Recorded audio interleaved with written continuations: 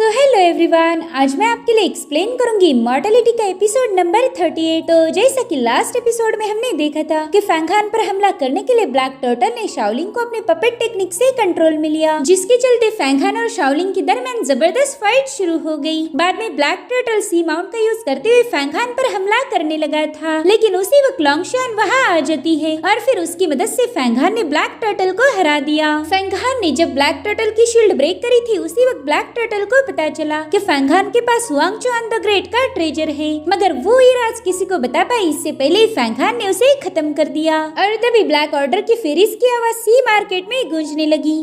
अब आगे तो ओपनिंग सीन में हम देखते कि सी माउंट फैंग खान से रहम की भीख मांग रहा था। वो कहने लगा कि ग्रेट इमॉर्टल, मेरा रियल नाम है हाईशान और मैं हाई फैमिली का सबसे बड़ा बेटा हूँ। हमारे घर में मेरे अलावा और कोई जिंदा नहीं। अगर आपने मुझे भी मार दिया तो मेरे हाई फैमिली की ब्लड लाइन यहीं पर एंड हो जाएगी, इसलिए प्लीज ऐसा ना करे। जिस पर फैंग खान कह रहा था कि अपनी बकवास बंद करो, बस मुझे इतना बता दो कि तुम्हें मेरे बारे में क्या पता चल गया। वेल, यहाँ पर फैंग खान का डाउट था कि डॉम एंड ड्रैगन पिक्चर के बारे में हाईशान को सब मालूम हो चुका है। इधर हाईशान डर के मारे कहने लगा कि मैं अपनी माँ की कसम खा के कहता हूँ सीनियर, मुझे आपके बारे में कुछ भी नहीं पता। बस ब्लैक टर्टल ने मुझे आप पर हमला करने के लिए बोला था और मैंने कर दिया क्योंकि वो मेरा मास्टर था। मगर फैंग खान को उसकी बातों पर रत्ती भर भी यकीन नहीं होता। वो कह रहा था कि तुम मुझसे झूठ बोल रहे हो, जिस पर हाईशान उसे यकीन दिलाते हुए बताने लगा कि मुझ में इतनी हिम्मत नहीं कि मैं आपके मुँह पर आपसे झूठ बोलूँ। अगर आपको मुझ पर विश्वास नहीं हो रहा तो मुझे आपका सर्वेंट बनाकर अपने साथ रख लीजिए या फिर मुझे यहाँ से जाने दीजिए, और मैं आपसे वादा करता हूँ कि आगे चलकर मैं आपकी दिन रात वर्शिप करूंगा।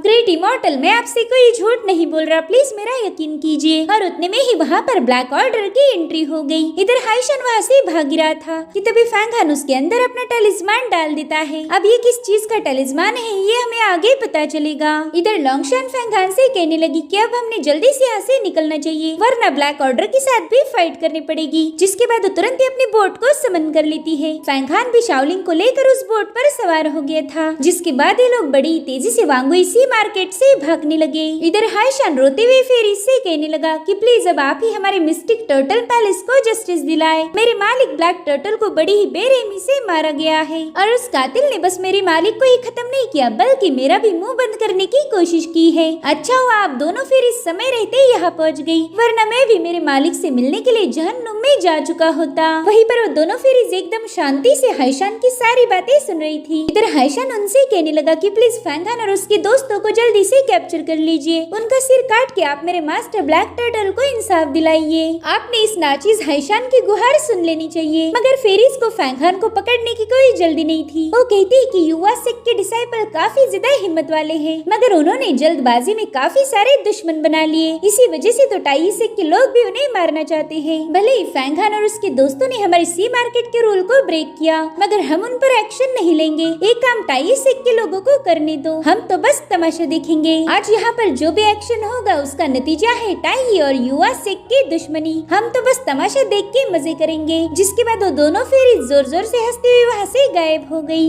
इधर हाईशान को तो सदमा ही लग गया था कि फेरीज ने फैंग खान का पीछा नहीं किया और ना ही वो उसे पनिश करेंगी। उसे तो अब खुद की ज्यादा फिक्र हो रही थी कि अगर फैंग खान वापस आया तो हाईशान के साथ क्या करेगा, और फिर ये सब सोचकर वो जोर जोर से रोने लगा। इधर फैंग खान शाओलिंग को लेकर बोट पर पहुंच चुका था। फैंग खान के चेहरे पर हम शाओलिंग के लिए मायूसी क्लियरली देख पाते हैं, जिसके बाद उसे अपनी पावर्स का यूज करके हील करने की कोशिश कर रहा था कि तभी वहाँ पर यान आ जाता है। वो कहने लगा कि फैंग खान, तुमने हाईशान की बॉडी में फॉरगेटन टैलिस्मान डाल दिया ताकि वो तुम्हारा सीक्रेट रिवील ना कर पाए। जिस पर फैंग खान कह रहा था कि हाँ यान, तुम सही बोल रहे हो, मैंने वो टैलिस्मान हाईशान की बॉडी में इसलिए डाला ताकि वो ड्रैगन पिक्चर के बारे में कभी अपना मुंह ना खोल पाए। अगर उसने ऐसा कुछ किया तो ऑन द स्पॉट मारा जाएगा। तो यान थोड़ा सा कंफ्यूज होकर पूछने लगा कि अगर तुम्हें इस ट्रेजर की इतनी ज्यादा फिक्र थी तो तुमने हाईशान को खत्म ही क्यों नहीं किया। आफ्टर ऑल मरे हुए लोग काफी अच्छे से सीक्रेट रख सकते हैं और जिंदा लोगों का कोई भरोसा नहीं होता। जिस पर फैंग खान जवाब देते हुए कहने लगा कि हाईशान के डीमन और इमॉर्टल्स इन दोनों से काफी अच्छे कनेक्शन है, तो मैंने इसीलिए उसे जिंदा रखा ताकि आगे चल के वो हमारे काम आ सके।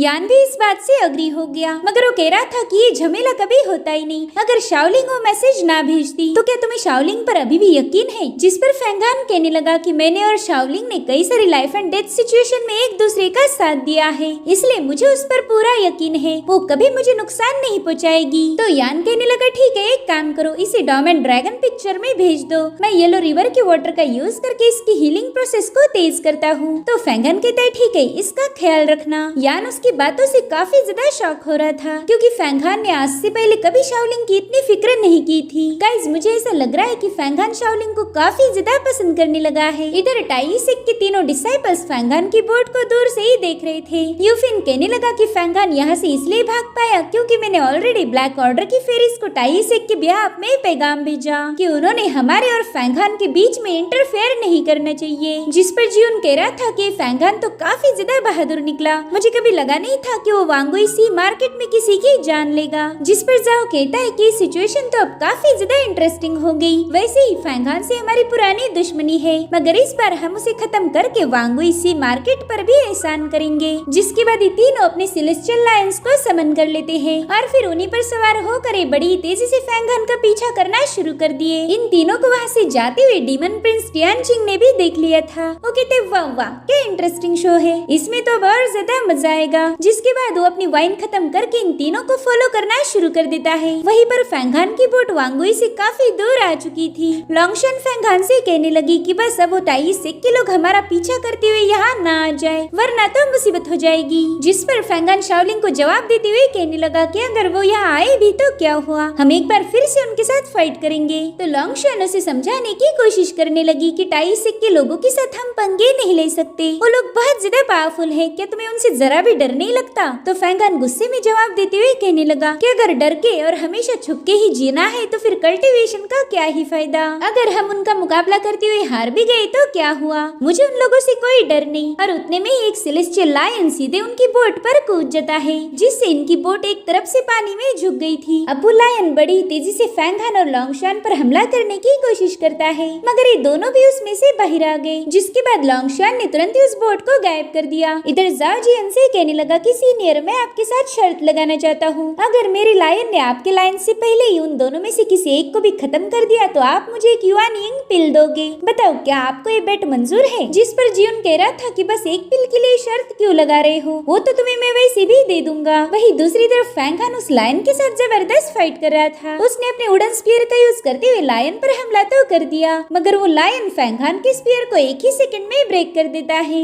इधर लॉन्गशन का ड्रैगन एक लायन के साथ लगा हुआ था, मगर वो लायन उस ड्रैगन को ही डिस्ट्रॉय कर देता है। वही दूसरी तरफ फैंगान भी उस लायन की वजह से घायल हो गया था। तब तक लॉन्गशन उसके पास आ जाती है। उनके आसपास अब वो दोनों लायन चक्कर काटने लगी और उसी वक्त फैंगान की नजर टाइसिक के डिसाइपल्स पर जाती है। यूफियन अपने लायन पर सवार था। वो कहने लगा जल्दी से 5 प्रिजन किंग कोल्ड्रन मेरे हवाले कर दो और बदले में मैं तुम्हारी बॉडी को इंटैक्ट रखूंगा, साथ ही हम उस डीमन लड़की को भी जिंदा छोड़ देंगे। जिस पर फैंगान कहने लगा कि तुम्हारे टाइसिक के बारे में मैंने एकदम सही सुना था, तुम सभी लोग घमंडी और डोमिनेटिंग हो। अगर तुम्हें कोल्ड्रन चाहिए तो हमारे साथ फाइट करके हासिल करो। एक बार हमारे क्लैशेस हो जाए तो पता चल जाएगा कि कौन स्ट्रांग है और कौन कमजोर। क्यों, सही कहा ना? जिस पर यूफिन कहता है कि मैंने निगोशिएशन का एक आखिरी मौका तुम्हें दिया था, मगर तुमने उसे ठुकरा दिया। अब तुम सभी लोग हमारे हाथों मारे जाओगे। जिसके बाद दोनों बंदे तुरंत ही अपने लायंस को अटैक करने का हुक्म देते हैं। फैंगान तो उस लायन को अपने पीछे भगा रहा था, वहीं पर लॉन्गशान उस दूसरे लायन पर मल्टीपल स्लैश अटैक करना शुरू कर देती है। हालांकि वो लायन उन सारे अटैक से बचते हुए लॉन्गशान के एकदम करीब आकर उसे काफी पीछे पटक देता है। वहीं दूसरी तरफ फैंगान अपनी वुड एनर्जी का यूज करते हुए सेलेस्टियल लायन पर मुसलसल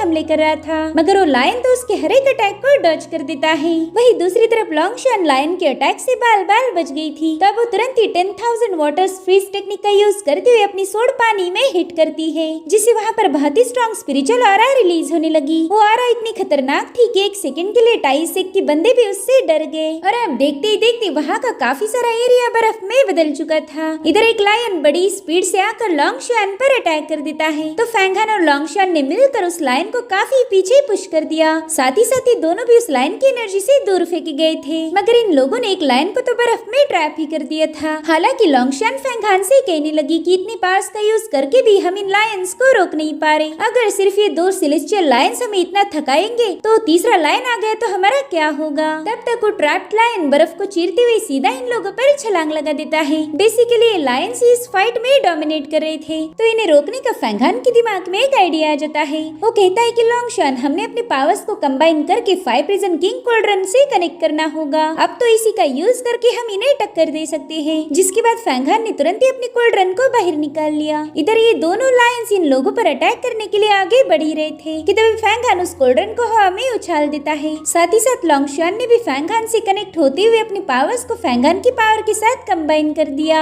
जिसके चलते कोल्ड्रन में अब इन दोनों की पावर्स फ्लो हो रही थी। अब वो कोल्ड्रन सीधे जाकर एक लायन के मुंह पर हमला कर देती है। वो कोल्ड्रन तो सीधा उसके मुंह पर जाकर चिपक गई थी। तब तक दूसरा लायन इन लोगों पर हमला करने के लिए कूद जाता है, तो लोंगशान ने अपनी आइस पावर जमीन में रिलीज करते हुए फैंगहान और वो तुरंत ही हवा में जंप लगा देते हैं। जिसके बाद लोंगशान ने उस लायन को अपने आइस में ट्रैप कर दिया। वो लायन उससे आजाद होने की कोशिश कर रहा था, मगर उसी वक्त फैंगहान उस पर जबरदस्त अटैक कर देता है, जिसके चलते वो लायन सीधे अंडर वाटर चला गया। इधर वो दूसरा लायन अपने मुंह में घुसी हुई कोल्ड्रन को बाहर निकालने के लिए झटपटा रहा था, और फिर बड़ी ही मशक्कत के बाद फाइनली वो कोल्ड्रन से आजाद हो गया। तो फैंगहान और लोंगशान अपनी एनर्जी को कंबाइन करते हुए कोल्ड्रन को चैनल करने लगे, जिसके चलते कोल्ड्रन ने उस लायन को काफी पीछे ढकेल दिया। अब एक बार फिर से लोंगशान उस कोल्ड्रन के जरिए लायन पर अटैक कर देती है, तो लायन अपनी पावरफुल ऑरा रिलीज करते हुए कोल्ड्रन के पावर को डिफेंड कर रहा था। फैंगहान भी इसमें लोंगशान का साथ देता है, लेकिन तभी फैंगहान को महसूस हुआ कि जो लायन अंडर वाटर गया था वो बाहर की तरफ आ रहा है, इसलिए उस समय रहते लोंगशान को पीछे खींच लेता है, जिससे उस लायन की टक्कर सीधा कोल्ड्रन से हो गई। अब वो दोनों लायन दोनों साइड से इन पर हमला करने लगे, तो फैंगहान अपने वुल्फ आर्मर को भी एक्टिवेट कर देता है, जिससे वहाँ पर बहुत ही खतरनाक ईवल ऑरा रिलीज होने लगी। वहीं पर यूफिन समझ गया था कि इन दोनों को ऐसे तो हराया नहीं जा सकता, इसलिए वो अपने मुंह से एक पॉइजनस स्कॉर्पियन को बाहर निकाल लेता है, जिसे उसने सीधे लोंगशान की तरफ छोड़ दिया। अब वो स्कॉर्पियन बड़ी तेजी से जाकर लोंगशान पर पॉइजनस अटैक कर देता है,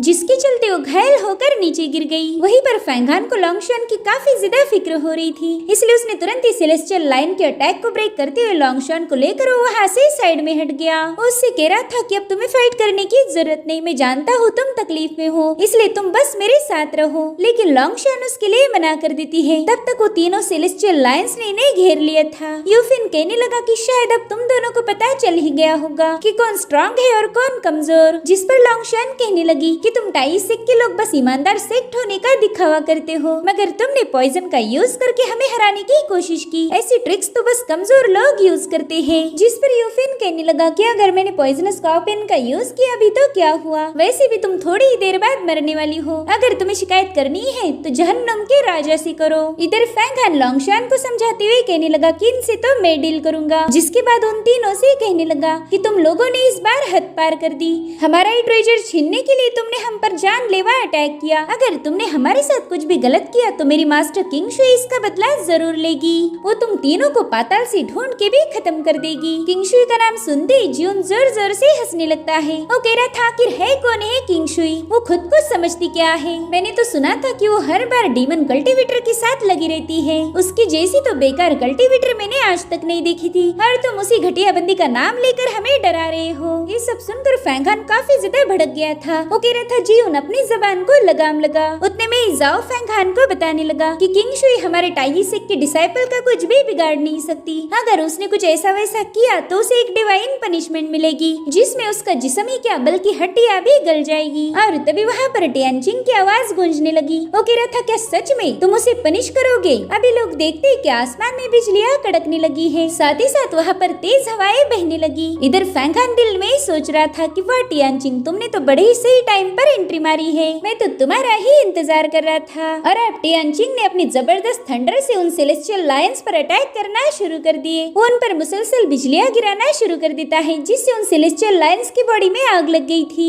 इसलिए अभी टाई सेक्ट के तीनों डिसाइपल अपने सेलेस्टियल लायंस को अपने पास बुला लेते हैं। यूफिन कह रहा था कि टियानचिंग, आज तुमने सभी रूमर्स को सही साबित कर दिया। मैंने सुना था कि तुम उस फैंग किंग शुई के प्यार में पूरी तरह से पागल हो। तुम्हारा प्यार तो इतना सच्चा है कि तुम किंग शुई के बारे में एक लफ्ज भी गलत नहीं सुन सकते। मैंने तो सुना था कि जो भी किंग शुई किंगशुई के बारे में गलत बात बोलता है तब तुम वहाँ जाकर उनकी जबान काट के उनका दिल बाहर निकाल लेते हो। वाकई यार, मैंने तो ऐसी सच्ची मोहब्बत कभी नहीं देखी थी, खासकर एक डीमन और ह्यूमन के दरमियान। और हाँ, इस बंदे की सारी बातें सच थी क्योंकि टियानचिंग किंगशुई से बेइंतहा प्यार करता है। अब टियानचिंग तो अपने पोर्टल से पूरी तरह से बाहर आ गया था, तो यूफिन उससे कहने लगा कि टियानचिंग, आज तुम हमारा दिल बाहर नहीं निकाल सकते, बल्कि हम ही तुम्हारा दिल बाहर निकाल कर उसे कुचल देंगे। जिस पर टियानचिंग अपने कूल अंदाज में जवाब देता है कि तुमने मेरे सामने इस लहजे में बात नहीं करनी चाहिए। मगर तभी इन तीनों की सेलेस्टियल लाइन्स अचानक से गायब होते हुए गोल्डन बॉक्स में तब्दील हो गए। इधर फैंगहान लोंगशुआन से कह रहा था कि ये लोग कल्टीवेशन में टियानचिंग से काफी ज्यादा पीछे है, तो फिर इन लोगों में इतनी हिम्मत कहाँ से आ गई कि वो टियानचिंग के सामने बदतमीजी करे। टियानचिंग कोई कमजोर बंदा नहीं, एक बार तो हुआ तियानडू पर भी भारी पड़ गया था, जिस पर लोंगशुआन कहने लगी कि मुझे यहाँ पर कोई गड़बड़ महसूस हो रही। इधर इन लोगों ने उस गोल्डन बॉक्स में से 3 पिल्स बाहर निकाल ली थी। वो कहते हैं कि डीमंस को खत्म करना ही हमारा कर्तव्य है। आज हम डीमन प्रिंस को यहाँ से जिंदा वापस नहीं जाने देंगे। जिसके बाद उन तीनों ने अपनी माइंड से उन पिल्स को एब्सॉर्ब कर लिया।